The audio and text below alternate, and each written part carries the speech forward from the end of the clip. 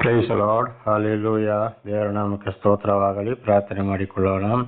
ಸರ್ವ ಸೃಷ್ಟಿಕರ್ತನ ತಂದೆಯ ದೇವರೇ, ಮಗನ ದೇವರೇ, ಪರಿಶುದ್ಧಾತ್ಮನೇ, ನಿಮ್ಮ ನಾಮಕ್ಕೆ ಸ್ತೋತ್ರ ಸ್ವಾಮಿ. ಈ ದಿವಸವು ಈ ಸಮಯವೂ ಕೂಡ ನಿಮ್ಮಿಂದ ನೇಮಕವಾದಂತಹ ದಿವಸ ಸಮಯವಾಗಿದೆ, ಅದಕ್ಕಾಗಿ ಸ್ತೋತ್ರ. ಈ ದಿವಸದ ಸಂದೇಶದ ಭಾಗವನ್ನು ಕೂಡ ಹೇರಳವಾಗಿ ಆಶೀರ್ವದಿಸಿರಿ. ನಿಮ್ಮ ಪವಿತ್ರಾತ್ಮರ ಮೂಲಕ ನಡೆಸುವುದಕ್ಕಾಗಿ ಸ್ತೋತ್ರ. ನಿಮ್ಮೆಲ್ಲ ಪ್ರೀತಿ ಸಹಾಯಕ್ಕಾಗಿಯೂ ಸ್ತೋತ್ರ. ಯೇಸುವಿನ ನಾಮದಲ್ಲಿ ಪ್ರಾರ್ಥಿಸಿದ್ದೇನೆ, ನಮ್ಮ ತಂದೆ, ಆಮೇನ್. ಇದನ್ನು ಕೇಳುತ್ತಿರುವ ನನ್ನ ಸಹೋದರ ಸಹೋದರಿ, ನಿಮಗೂ ಕೂಡ ನನ್ನ ಹೃದಯಪೂರ್ವಕವಾದಂಥ ನಮಸ್ಕಾರಗಳು. ಈ ದಿವಸದ ಸಂದೇಶದ ಭಾಗವು ಇಕ್ಕಟ್ಟಾದ ಬಾಗಿಲು ಮತ್ತು ದೊಡ್ಡದಾದ ಬಾಗಿಲು. ಇಕ್ಕಟ್ಟಾದ ಬಾಗಿಲು ಮತ್ತು ದೊಡ್ಡದಾದ ಬಾಗಿಲು, ಭಾಗ 1. ದೇವನಾಮಕ್ಕೆ ಸ್ತೋತ್ರವಾಗಲಿ. ವಚನದ ಕಡೆಗೆ ಹೋಗೋಣ. ಇಲ್ಲಿ 2 ವಿಷಯಗಳನ್ನು ನಾವು ನೋಡ್ತೇವೆ, ಇಕ್ಕಟ್ಟಾದ ಬಾಗಿಲು ಮತ್ತು ದೊಡ್ಡ ಬಾಗಿಲು. ಇಕ್ಕಟ್ಟಾದ ಬಾಗಿಲು ಯಾವುದಂದ್ರೆ, ದೇವರಲ್ಲಿ ಜೀವಿಸುವಾಗ ಶಿಸ್ತಿನ ಜೀವಿತ, ನಿಯಮ ತಪ್ಪಿ ಹೋಗಬಾರದು. ಅದೇ ನಿಯಮದ ಪ್ರಕಾರ ನಾವು ಜೀವಿಸಿ ಭೂಲೋಕದ ಜೀವನವನ್ನು ಅಂತ್ಯಗೊಳಿಸುವುದಾದರೆ ಅದು ನಮ್ಮನ್ನು ನಿತ್ಯ ಜೀವಕ್ಕೆ, ದೇವರ ಕಡೆಗೆ ಒಯ್ಯುತ್ತದೆ. 1. ಎರಡನೇದಾಗಿ ಇನ್ನೊಂದೇನಪ್ಪ ಅಂದರೆ, ಈ ಭೂಲೋಕದಲ್ಲಿ ನಾವು ಜೀವಿಸುವಾಗಲೂ ಕೂಡ ಅದು ಶಾಂತಿ, ಸಮಾಧಾನ, ಒಳ್ಳೆ ರೀತಿಯಿಂದ ನಮ್ಮನ್ನು ನಡೆಸ್ತದೆ. ಅದು ಇಕ್ಕಟ್ಟಾದ ಬಾಗಿಲು. ಅದರಲ್ಲಿ ಆ ಶಿಸ್ತಿನ ಮೂಲಕ ನಾವು ದೇವರ ಬಳಿಗೆ ಸೇರಬೇಕು ಎಂಬುದಾಗಿ. ದೊಡ್ಡ ಬಾಗಿಲು ಅಂದರೆ, ದೇವರು ನಮಗೆ ದರ್ಶನ ಕೊಟ್ಟ ಮೇಲೆಯೂ ಕೂಡ, ದೇವರನ್ನು ತಿಳಿದುಕೊಂಡ ಮೇಲೆಯೂ, ದೇವರು ನಮ್ಮನ್ನು ನಡೆಸ್ತಾ ಇರುವಾಗಲೂ ಕೂಡ ಮತ್ತೆ ನಾವು ದೇವರ ಮಾತನ್ನು ಮೀರಿ ಪ್ರಾಪಂಚಿಕ ವಿಷಯದಲ್ಲಿ ಮನಸ್ಸು ಬಂದ ಹಾಗೆ ನಡೆಯುವಂಥದ್ದು. ಇದು ಏನಾಗ್ತದೆ, ನಮ್ಮನ್ನ ನರಕಕ್ಕೆ ತಗೊಂಡು ಹೋಗ್ತದೆ. ಈ ಭೂಲೋಕದಲ್ಲಿ ಕೂಡ ನಾಡ್ದು ನ್ಯಾಯ ತೀರ್ಪಿನ ದಿವಸ ನಮ್ಮ ಆತ್ಮವು ಕೂಡ ನರಕಕ್ಕೆ ಹೋಗ್ತದೆ. ಅದು ದೇವರ ಬಳಿಗೆ ಹೋಗಲು ಸಾಧ್ಯವಿಲ್ಲ ಎಂಬುದಾಗಿ ಇದರ ಅರ್ಥ. ಹಾಗೆಯೇ ವಚನದ ಕಡೆಗೆ ಹೋಗೋಣ. ಮತ್ತಾಯ 7:13-14. ಮತ್ತಾಯ 7:13-14.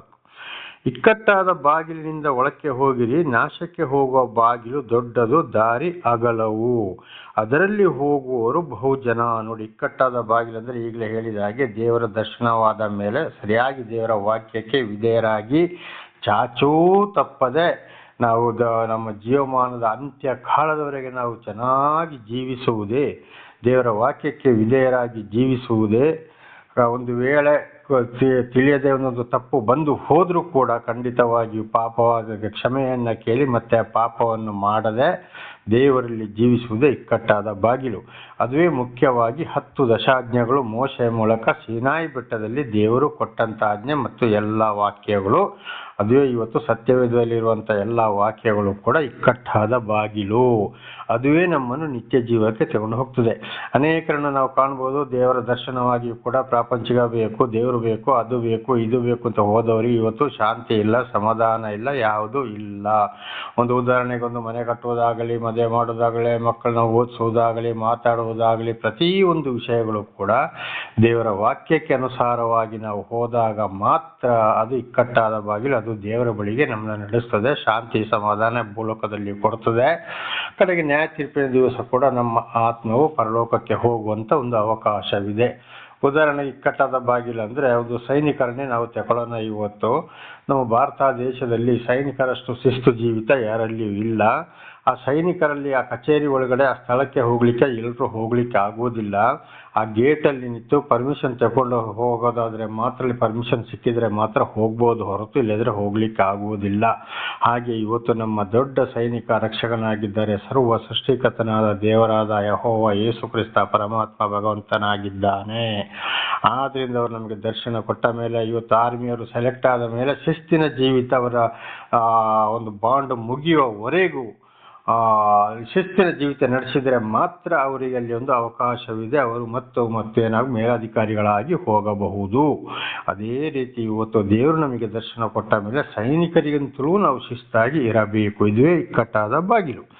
ಆದರೆ ಆಗ ದೊಡ್ಡದಾದ ಬಾಗಿಲು ಅಂದರೆ ಮತ್ತೆ ಭೂಲೋಕದ ಜೀವನಗಳು, ಕುಡಿಯೋದು, ತಿನ್ನೋದು, ವ್ಯಭಿಚಾರ, 10 ಆಜ್ಞೆಗಳಿಗೆ ವಿರೋಧವಾದ ಕದಿಯೋದು, ಸುಳ್ಳು ಹೇಳೋದು, ಮೋಸ, ದಗ, ಅನ್ಯಾಯ ಮಾಡೋದು, ಸುಳ್ಳು ಹೇಳೋದು, ಚಾಡಿ ಹೇಳೋದು, ಇನ್ನೊಬ್ಬರು ಹೊಡೆದಾಟ ಮಾಡಿಸೋದು, ದುಡ್ಡಿಗಾಗಿ ಆಸೆ ಪಡೋದು, ಲಂಚಗಳು, ವ್ಯಾಪಾರದಲ್ಲಿ ಮೋಸ, ನಾನಾ ರೀತಿಯಲ್ಲಿ ಮೋಸಗಳು. ಅದು ಏನಾಗ್ತದೆ ಕಡೆಗೆ ಅದರಿಂದ ಬಹಳ ನಾಶವಾಗ್ತದೆ. ಅದು ನಮ್ಮನ್ನು ನಾಶಕ್ಕೆ ತಗೊಂಡು ಹೋಗ್ತದೆ. ಈ ಭೂಲೋಕದಲ್ಲಿಯೂ ಶಾಂತಿ ಸಮಾಧಾನದಲ್ಲಿ ಜೀವಿಸಕ್ಕಾಗೋದಿಲ್ಲ.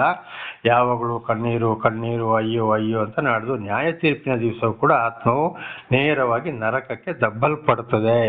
ಇದುವೇ ದೊಡ್ಡದಾದ ಬಾಗಿಲು. ಉದಾಹರಣೆಗೆ ಇವತ್ತು ಒಂದು ನಮ್ಮ ಮನೆಗೆ ಇವತ್ತು ಯಾರಾದರೂ ಬಂದರೆ ನೇರವಾಗಿ ಬರಕ್ಕೆ ಆಗೋದಿಲ್ಲ. ಆಗಲೇ ಹೇಳಿದಾಗ ಒಂದು ಆರ್ಮಿ ಆಫೀಸಿಗೆ ನೇರವಾಗಿ ಹೋಗ್ಲಿಕ್ಕೆ ಆಗ್ತದೆ? ಅಲ್ಲಿ ಯಾರು ಹೋಗಬೇಕು ಅವರೇ ಹೋಗಬೇಕು, ಅದು ಪರ್ಮಿಷನ್ ತಗೊಳ್ಬೇಕು. ಆ ರೀತಿಯಲ್ಲಿ ಅದೇ ಪೊಲೀಸ್ ಸ್ಟೇಷನ್ ಇವತ್ತು ಯಾರಿಲ್ಲ, ಪೊಲೀಸ್ ಸ್ಟೇಷನು ಲಾಯರ್ ಒಂದು ಆಫೀಸ್ಗಳಿಗೆ ಯಾರು ಬೇಕಾದರೂ ಹೋಗ್ಬೋದು, ಯಾರು ಹೆಂಗೆ ಬೇಕಾದರೂ ಹೋಗ್ಬೋದು, ಯಾವುದೇ ಪರ್ಮಿಷನ್ ಬೇಕಾಗಿಲ್ಲ, ಸೀದಾ ಹೋಗುವಂಥದ್ದು.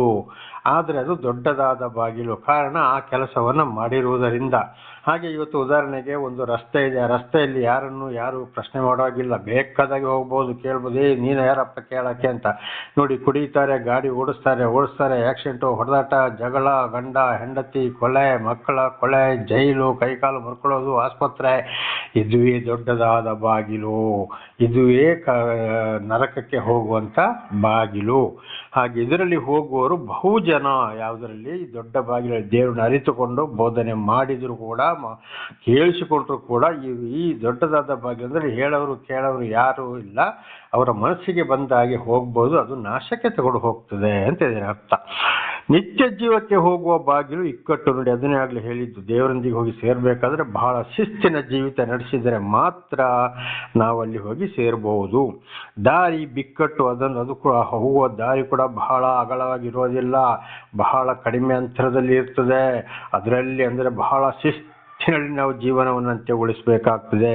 ಅದನ್ನು ಕಂಡುಹಿಡಿಯೋರು ಸ್ವಲ್ಪ ಜನ, ದೇವರ ಬಳಿಗೆ ಹೋಗುವ ಅದನ್ನು ಕಂಡುಹಿಡಿಯೋರು ಸ್ವಲ್ಪ ಜನ ಮಾತ್ರ. ಉದಾಹರಣೆಗೆ ಇಸ್ರೇಲನ್ನು ತಗೊಳ್ಳೋ, 20 ವರ್ಷದ ಮೇಲ್ಪಟ್ಟ 6 ಲಕ್ಷ ಗಂಡಸರಿಗೆ ಮೋಶೆಯನ್ನು 40 ವರ್ಷ ತಿಳಿಸಿ ಮೋಶೆ ಮುಖಾಂತರ ಕಡೆಗೆ ಐಗುಪ್ತ ದೇಶದಿಂದ ಬರಮಾಡಿಕೊಂಡು ಬಂದಾಗ ಆ 20 ವರ್ಷದ ಮೇಲ್ಪಟ್ಟ 6 ಲಕ್ಷ ಗಂಡಸರಲ್ಲಿ ಕಾನಾನ್ ದೇಶ ಸೇರಿದ್ಯಾರು? ಯೆಹೋಶುವ, ಕಾಲೇಬ ಇಬ್ಬರೇ. ನೋಡಿ, ಅವರು ಇಕ್ಕಟ್ಟಾದ ಬಾಗಿಲಿನಲ್ಲಿ ಬಂದರು, ದೇವರ ವಾಕ್ಯವನ್ನು ಚಾಚೂ ತಪ್ಪದೆ ಅಲ್ಲಿ ಬಂದರು. ಹಾಗೆ ಅನೇಕ ಪ್ರವಾದಿಗಳು, ಸಾಕ್ಷಿಗಳು, ಇವರೆಲ್ಲರೂ ಇಕ್ಕಟ್ಟಾದ ಬಾಗಿಲಲ್ಲಿ ಬಂದು ದೇವರ ನಿತ್ಯ ಜೀವವನ್ನು ಪಡೆದುಕೊಂಡರು. ಅದೇ ಹೊಸ ಒಡಂಬಡಿಕೆಯಲ್ಲಿ ನಾವು ನೋಡೋಣ, ಯೂದ ಏನು ಮಾಡ್ದ? ದೇವರ ದರ್ಶನ ಆದರೂ ಮಾತು ಕೇಳಿ ದೇವರೊಂದಿಗೆ 3 ವರ್ಷ ತಿರುಗಾಡಿದ್ರು ಕೂಡ ಅವನು ಏನು ಮಾಡ್ದ? ಪ್ರಾಪಂಚಿಕ ಕಡೆಗೆ ಹಣಕ್ಕಾಗಿ ಯೇಸುವನ್ನು ಹಿಡಿದುಕೊಟ್ಟ, ಅಗಲವಾದ ದಾರಿಯಲ್ಲಿ ಹೋದ. ಕಡೆಗೆ ಯೇಸ್ವಾಮಿ ಶಿಲುಬೆ ಮೇಲೆ ಸಾಯಕ್ಕೆ 1 ದಿವಸಕ್ಕೆ ಮೊದಲು ಅವನ ತಪ್ಪು ಅವನಿಗೆ ಅರಿವಾಗಿ ನೇಣು ಹಾಕೊಂಡ, ಹಗ್ಗ ತುಂಡಾಗಿ ಕೆಳಗಡೆ ಬಿದ್ದ, ಹೊಟ್ಟೆ ಒಡೆದು ಕರಳು ಹೊರಗಡೆ ಬಂದು ಸತ್ತ. ಇವನು ಅಗಲವಾದ ಬಾಗಿಲು. ಅಂದರೆ ಇವತ್ತು ಅನೇಕರು ದೇವರನ್ನು ತಿಳ್ಕೊಂಡು ಭೂಲೋಕವನ್ನು ಕೂಡ ಅವರು ಯಾರೇ ಇರಲಿ ಮಾನವ ಕೊಳುತ್ತಲೇ ದೇವರನ್ನು ತಿಳ್ಕೊಂಡು, ಯಾವ ಗ್ರಂಥದ ಮೂಲಕವೂ ತಿಳ್ಕೊಂಡು, ಯಾವ ಜನಾಂಗವೇ ಆಗಲಿ ದೇವರಿಗೆ ವಿರುದ್ಧವಾಗಿ ಹೋಗ್ತಾರೆ, ಅದು ದೊಡ್ಡದಾದ ಬಾಗಿಲು, ನಾಶ. ಅದನ್ನು ಬಹಳ ಜನ ಕಂಡು ಹೇಳ್ತಾರೆ, ಇವತ್ತು ಕೂಡ ಅದುವೇ ನಡೀತಾ ಇದೆ. ಆದರೆ ಇಕ್ಕಟ್ಟಾದ ಬಾಗಿಲಲ್ಲಿ ಹೋಗುವವರು ಬಹಳ ಕಡಿಮೆ. ಈಗ ನೋಡಿ, 6 ಲಕ್ಷದಲ್ಲಿ ಏನಾಯ್ತು? ಬರೀ 2 ಮಾತ್ರ ಸೇರಿದರು. ಆಮೇಲೆ 20 ವರ್ಷದ ಕೆಳಪಟ್ಟವರಲ್ಲಿ ಮತ್ತೆ ಅವರಲ್ಲಿ ಪ್ರಕಟಣೆ ಗ್ರಂಥ 13ನೇ ಅಧ್ಯಾಯದಲ್ಲಿ ನಾವು ನೋಡುವಾಗ 1,44,000 ಜನ ಮಾತ್ರ ಮುದ್ರೆಯನ್ನು ಮುಚ್ಚಿಸಿಕೊಂಡರು. ಬಾಕಿ ಅದರಲ್ಲಿ ಕೂಡ ಎಲ್ಲರೂ ನರಕಕ್ಕೆ ಹೋದರು. ದೊಡ್ಡದಾದ ಬಾಗಿಲು. ಹಾಗೆ ಈ ನಿಕ್ಕಟ್ಟಾದ ಬಾಗಿಲನ್ನು ಕಂಡುಹಿಡಿಯೋರು ಸ್ವಲ್ಪ ಜನ. ದೇವರ ನಾಮಕ್ಕೆ ಸ್ತೋತ್ರವಾಗಲಿ. ಹಾಗೆ ನಾವು ಕೂಡ ಏನು ಮಾಡಬೇಕಂದ್ರೆ ಇಕ್ಕಟ್ಟಾದ ಬಾಗಿಲಲ್ಲಿ ಹೋಗ್ಲಿಕ್ಕೆ ನೋಡಬೇಕು ಹೊರತು ಹಿರಿದಾದ ಬಾಗಿಲಲ್ಲಿ ಹೋಗಬಾರದು. ಹೋದರೆ ಮಾತ್ರ ಖಂಡಿತವಾಗಿ ನಾವು ನಿತ್ಯ ಜೀವವನ್ನು ಪಡೆಯಲು ಸಾಧ್ಯವಿಲ್ಲ. ಲೂಕ 13:22-24. ಆತನು ಊರೂರಿಗೂ ಗ್ರಾಮಕ್ಕೆ ಹೋಗಿ ಉಪದೇಶ ಮಾಡುತ್ತಾ ಯೆರೂಸಲೇಮಿಗೆ ಪ್ರಯಾಣ ಮಾಡುತ್ತಿದ್ದನು. ಆ ಕಾಲದಲ್ಲಿ ಒಬ್ಬನು, ಸ್ವಾಮಿ, ರಕ್ಷಣೆ ಹೊಂದುವವರು ಸ್ವಲ್ಪ ಜನರೋ ಎಂದು ಕೇಳಲು ಆತನು ಅವರಿಗೆ, ಇಕ್ಕಟ್ಟಾದ ಬಾಗಿಲಿನಿಂದ ಒಳಕ್ಕೆ ಹೋಗಿರಿ, ಹೆಣಗಾಡಿರಿ, ಬಹುಜನ ಒಳಕ್ಕೆ ಹೋಗುವುದಕ್ಕೆ ನೋಡುವರು, ಆದರೆ ಅವರಿಂದ ಆಗುವುದಿಲ್ಲ ಎಂದು ನಿಮಗೆ ಹೇಳುತ್ತೇನೆ. ದೇವರ ನಾಮಕ್ಕೆ ಸ್ತೋತ್ರವಾಗಲಿ. ಯೇಸುಸ್ವಾಮಿ ಏನು ಮಾಡ್ತಾ ಇದ್ರು?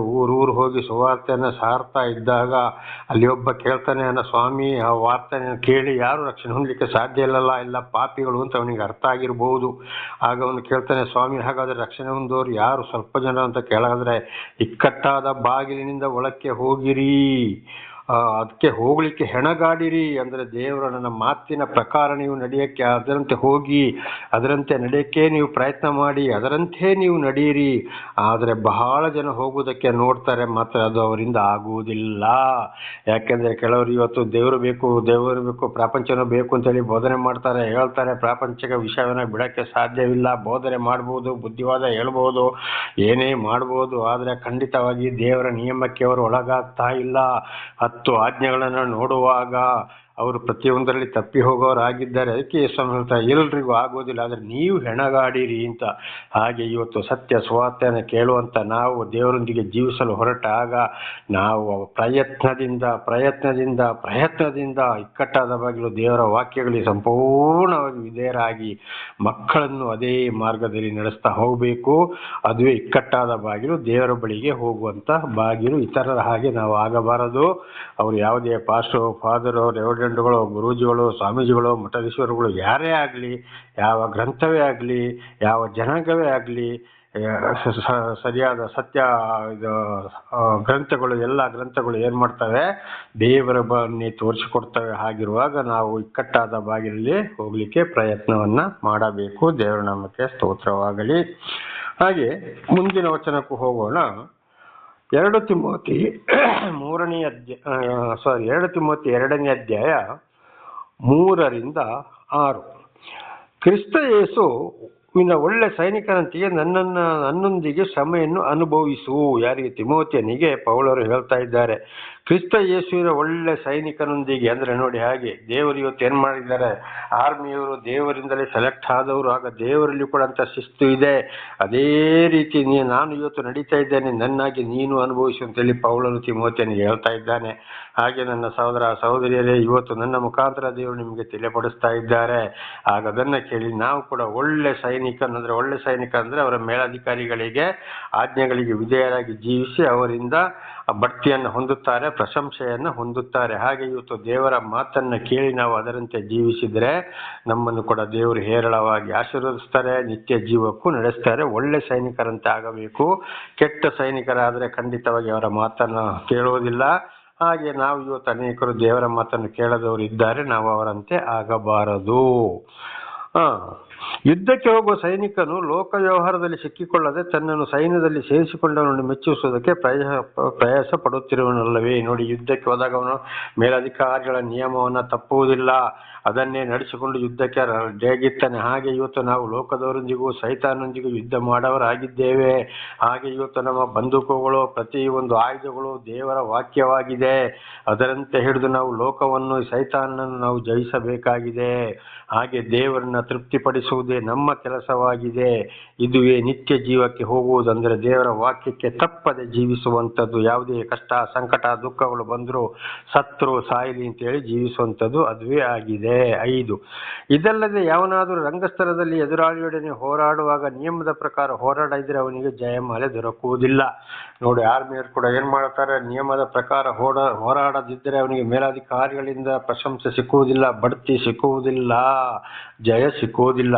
ಹಾಗೆ ದೇವರು ತಿಳಿಸಿದ ಮಾತಿನಂತೆ ಇವತ್ತು ದೇವರು ಪಾಪಿಗಳಾದ ನಮ್ಮನ್ನು ಅನೇಕ ನಾನಾ ಥರ ಪಾಪಗಳಿಂದ ಬಿಡುಗಡೆ ಮಾಡಿದ ಮೇಲೆ ವಾಕ್ಯದನುಸಾರವಾಗಿ ನಾವು ಹೋರಾಡದಿದ್ದರೆ, ಅದರಂತೆ ನಡೆಯದಿದ್ದರೆ ದೇವರಿಂದ ನಮಗೆ ಆಶೀರ್ವಾದ ಸಿಕ್ಕುವುದಿಲ್ಲ, ಬದಲಾಗಿ ನರಕಕ್ಕೆ ಹೋಗಬೇಕಾಗ್ತದೆ ಅಂತ ಇದರ ಅರ್ಥ. 6. ವ್ಯವಸಾಯದಲ್ಲಿ ಹುಟ್ಟುವಳನ್ನು ಮೊದಲೇ ಪಾಲು ಕಷ್ಟ ಮಾಡಿದವನಿಗೆ ದೊರೆಯುತ್ತದೆ. ನೋಡಿ, ಒಬ್ಬ ರೈತ ಏನು ಮಾಡ್ತಾನೆ, ವ್ಯವಸಾಯ ಮಾಡಿ ಕಡೆಗೆ ವ್ಯವಸಾಯ ಮಾಡಿ ಹೊಳ ಉಳುವಲ್ಲಿಂದ, ನೀರು ಬಿಡುವಲ್ಲಿಂದ, ಗೊಬ್ಬರ ಹಾಕುವುದರಿಂದ, ಸ್ಪ್ರೇ ಮಾಡುವಲ್ಲಿಂದ ಕೊನೆಯವರೆಗೆ ಸಮಯದ ಪ್ರಕಾರ ಅದನ್ನು ದನಗಳಿಂದ, ಪ್ರಾಣಿ ಪಕ್ಷಿಗಳಿಂದ ಕಾಪಾಡಿ, ಕಾಯಿಲೆ ಹಿಡಿದಾಗ ಸ್ಪ್ರೇ ಮಾಡಿ, ಏನೂ ತೊಂದರೆ ಆಗದಾಗೆ ಫಸಲು ಬರುವವರೆಗೆ ಚೆನ್ನಾಗಿ ಕಾಯ್ತಾನೆ. ಆಮೇಲೆ ಅದನ್ನು ತಗೊಂಡೋಗಿ ಮಾರ್ಕೆಟಲ್ಲಿ ಮಾರಾಟ ಮಾಡಿದ ಮೇಲೆ ಅವನಿಗೆ ಬಹಳ ಸಂತೋಷವಾಗಿರ್ತದೆ, ಫಲ ದೊರೆಯುತ್ತದೆ ಅವನಿಗೆ. ಅದೇ ರೀತಿ ಅಲ್ಲಿಯವರೆಗೆ ನಮ್ಮ ದೇವರ ದರ್ಶನವಾದ ಮೇಲೆ ಈ ರೈತ ಹೇಗೆ ಬೆಳೆಯನ್ನು ಕಾಪಾಡ್ತಾನೋ ಹಾಗೆ ನಮ್ಮ ಜೀವಿತ ಕಾಲ ತಾವಿಡಿ ದೇವರ ವಾಕ್ಯಕ್ಕನುಸಾರವಾಗಿ ನಾವು ಜೀವಿಸಿ ಕೊನೆಗೆ ರೈತನು ಸಂತೋಷಪಟ್ಟ ಹಾಗೆ ಪರಿಶುದ್ಧರಾಗಿ ಭೂಲೋಕದ ಜೀವನವನ್ನು ನಾವು ಅಂತ್ಯಗೊಳಿಸಿದಾಗ ಪರಲೋಕಕ್ಕೆ ಹೋದ ಮೇಲೆ ನಮಗೆ ರೈತನಿಗೆ ಬೆಲೆ ಸಿಕ್ಕಿದ ಹಾಗೆ ನಮಗೆ ಬೆಲೆ, ಆಗ ನಮಗೆ ತುಂಬ ಸಂತೋಷ. ಇದುವೇ ಇಕ್ಕಟ್ಟಾದ ಬಾಗಿಲಾಗಿದೆ. ದೇವರ ವಾಕ್ಯಕ್ಕೆ ಯಾರು ತಪ್ಪಿ ಹೋಗ್ತಾರೋ ಅದುವೇ ಹಿರಿದಾದ ಬಾಗಿಲು, ಅದು ನಾಶ. ಇವತ್ತು ಅನೇಕರನ್ನು ನಾವು ನೋಡ್ತೇವೆ, ಬೋಧನೆ ಮಾಡ್ತಾರೆ, ಯಾವ ಭಾಷೆ ಮಾತಾಡ್ಬೋದು, ಎಲ್ಲಿಗೂ ಹೋಗ್ಬೋದು, 10 ಆಜ್ಞೆಗಳು ಅವರಿಗೆ ಬೇಡವೇ ಬೇಡ, ಹಳೆ ಒಡಂಬಡಿಕೆ ಬೇಡವೇ ಬೇಡ. ಯಾಕಂದರೆ ಹಳೆ ಒಡಂಬಡಿಕೆಯಲ್ಲಿ ಬಹಳ ಶಿಸ್ತು ಇದೆ. ನಿಜವಾದ ಒಂದು ಕ್ರೈಸ್ತನಾದರೆ, ದೇವರನ್ನು ಅರಿತವರಾದರೆ ಹಳೆ ಒಡಂಬಡಿಕೆಯಿಂದಲೂ ಶಿಸ್ತಾದ ಜೀವಿತ ಹೊಸ ಒಡಂಬಡಿಕೆಯಲ್ಲಿ ಕಾಣ್ತಾ ಇದೆ. ಅದಕ್ಕಿಂತಲೂ ಕಠಿಣ ಹೊಸ ಒಡಂಬಡಿಕೆಯೇ ಇರುವುದು. ಆದ್ರಿಂದಲ್ಲಿ ಏನಾಗಿದೆ, ಕೆಲವರು ಅದನ್ನು ಅಲ್ಲಗೆಳೆಯುತ್ತಾರೆ, ಕೆಲವರು ಅದು ಬೇಕು ಇದು ಬೇಕು ಅಂತೇಳಿ ಅಲ್ಲಗೆಳೆಯುತ್ತಾರೆ, ಇತರರಿಗೆ ಬೋಧನೆ ಮಾಡ್ತಾರೆ. ಪ್ರತಿ ಒಂದು ವಿಷಯದಲ್ಲಿ ತಪ್ಪಿ ಹೋಗುವವರೇ ಇದ್ದಾರೆ. ಅವರು ಇವತ್ತು ನಾನಾ ಥರದ ಕಷ್ಟ, ಸಂಕಟ, ದುಃಖಗಳನ್ನ ಅನುಭವಿಸೋದು ಕಣ್ಣಲ್ಲಿ ನಾನೇ ಕಂಡಿದ್ದೇನೆ, ಇವತ್ತು ಕಾಣ್ತಲೇ ಇದ್ದೇನೆ. ಆದ್ರಿಂದ ನನ್ನ ಸಹೋದರ ಸಹೋದರಿಯರೇ, ನಾವು ಇಕ್ಕಟ್ಟಾದ ಬಾಗಿಲು ಅಂದರೆ ದೇವರು ದರ್ಶನ ಕೊಟ್ಟ ಮೇಲೆ ನಿಯಮದ ಪ್ರಕಾರ ನಾವು ಜೀವಿಸಬೇಕು. ಅದು ಅಲ್ಲದೆ ಮಕ್ಕಳನ್ನು ಕೂಡ ಅದೇ ಮಾರ್ಗದಲ್ಲಿ ನಡೆಸಬೇಕು. ಬರುವಂತಹ ಕಷ್ಟ, ಸಂಕಟ, ದುಃಖಗಳು ಏನೇ ಇದ್ದರೂ ದೇವರನ್ನು ಬಿಡಬಾರದು. ಇದುವೇ ಇಕ್ಕಟ್ಟಾದ ಬಾಗಿಲು. ಒಂದು ವೇಳೆ ದೇವರು ಕೂಡ ನಮ್ಮನ್ನು ಶೋಧನೆಗೆ ಒಳಪಡಿಸ್ತಾನೆ. ಈಗ ಉದಾಹರಣೆಗೆ ಆದಾಮನ ಶೋಧನೆ ಪಡಿಸಿದ್ರು, ಬಿದ್ದು ಹೋದ. ಯೋಬನ ಶೋಧನೆಗೆ ಒಳಪಡಿಸಿದ್ರು, ದೇವರು ಯೋಬನ ಪರವಾಗಿ ನಿಂತುದರಿಂದ ಯೋಬನು ಜಯಗಳಿಸಿದ. ದೇವರ ನಾಮಕ್ಕೆ ಸ್ತೋತ್ರವಾಗಲಿ. ಹಾಗೆ ಇತರರಾಗಿ ನಾವು ಎರಡು ಕಡೆಗೂ ಬೇಕು ಅಂತೇಳಿ ನಾವು ಹೋಗಬಾರದು. ಆ ಎರಡು ಕಡೆಗೂ ಬೇಕಂತ ಹೋಗುವುದೇ ದೊಡ್ಡದಾದ ಬಾಗಿಲು, ಅದು ನರಕಕ್ಕೆ ತೆಗೆದುಕೊಂಡು ಹೋಗುವುದಾಗಿದೆ. ಆದ್ದರಿಂದ ಇಕ್ಕಟ್ಟಾದ ಬಾಗಿಲಲ್ಲಿ ಹೋಗಿ ದೇವರ ಆಶೀರ್ವಾದವನ್ನು ಪಡೆದುಕೊಳ್ಳೋಣ. ಇದರಲ್ಲಿಯೂ ಕೂಡ ನಾವು ಇತರರನ್ನು ಪರೀಕ್ಷೆ ಶೋಧಿಸಿ ನಾವು ಇಕ್ಕಟ್ಟಾದ ಬಾಗಿಲು ಸತ್ಯ ಸುವಾರ್ತೆಯನ್ನು ಯಾರು ಸಾರ್ತಾರೋ ಅವರ ಮಾತನ್ನು ಕೇಳಬೇಕು, ಅವರನ್ನೇ ಹಿಂಬಾಲಿಸಬೇಕು. ದೇವರು ನಿಮ್ಮೆಲ್ಲರನ್ನ ಆಶೀರ್ವದಿಸಲಿ. ಪ್ರಾರ್ಥನೆ ಮಾಡಿಕೊಳ್ಳೋಣ. ಸರ್ವ ಸೃಷ್ಟಿಕರ್ತನ ತಂದೆಯ ದೇವರೇ, ಮಗನ ದೇವರೇ, ಪರಿಶುದ್ಧಾತ್ಮನೇ, ನಿಮ್ಮ ನಾಮಕ್ಕೆ ಸ್ತೋತ್ರ ಸ್ವಾಮಿ. ಈ ಒಂದು ಸಂದೇಶವನ್ನು ನನ್ನ ಸಹೋದರ ಸಹೋದರಿ ನೀವು ತಿಳಿಸಲು ಆಶೀರ್ವಾದ ಮಾಡಿದಕ್ಕಾಗಿ ಸ್ತೋತ್ರ. ಇದನ್ನು ಕೇಳಿದಂಥ ಸಹೋದರ ಸಹೋದರಿ ನಾವು ತಪ್ಪಿ ಹೋಗಿದ್ದರೆ ಅವರನ್ನು ಕ್ಷಮಿಸಿ, ಪಾಪ ಪರಿಹಾರ, ರಕ್ಷಣೆ ನಿಮ್ಮಿಂದಲೇ, ತಿಳುವಳಿಕೆ ನಿಮ್ಮಿಂದಲೇ ಸ್ವಾಮಿ. ಅವರು ಹೇರಳವಾಗಿ ಅವರನ್ನು ಆಶೀರ್ವದಿಸಿ, ಅವರ ಮಕ್ಕಳನ್ನು ಅವರು ಅದೇ ಮಾರ್ಗದಲ್ಲಿ ನಡೆಸಿ, ಅವರೆಲ್ಲರೂ ಇತರರಿಗೆ ನಿಮ್ಮ ಸಾಕ್ಷಿಗಳಾಗುವಂತೆ ಮಾರ್ಪಡಿಸಿರಿ. ನಿಮ್ಮ ಪ್ರೀತಿ ಸಹಾಯದ ಯಾರ ಮೇಲೆ ಏನು ಮಾಡಲು ಸಾಧ್ಯವಿಲ್ಲ. ಆದ್ದರಿಂದ ನಿಮ್ಮ ಪ್ರೀತಿ, ಶಾಂತಿ, ಸಮಾಧಾನ, ಜ್ಞಾನ, ಕರುಣೆ ಇದನ್ನು ಕೇಳುತ್ತಿರುವ ನನ್ನ ಸಹೋದರ ಸಹೋದರಿ ಎಲ್ಲರ ಮೇಲೆ ಇರಲಿ. ಯೇಸುವಿನ ನಾಮದಲ್ಲಿ ಪ್ರಾರ್ಥಿಸಿದ್ದೇನೆ ನಮ್ಮ ತಂದೆ, ಆಮೇನ್. ಇದನ್ನು ಕೇಳುತ್ತಿರುವ ನನ್ನ ಸಹೋದರ ಸಹೋದರಿ ನಿಮಗೂ ನನ್ನ ಧನ್ಯವಾದಗಳು. ದೇವರು ನಿಮ್ಮನ್ನು ಹೇರಳವಾಗಿ ಆಶೀರ್ವದಿಸಲಿ.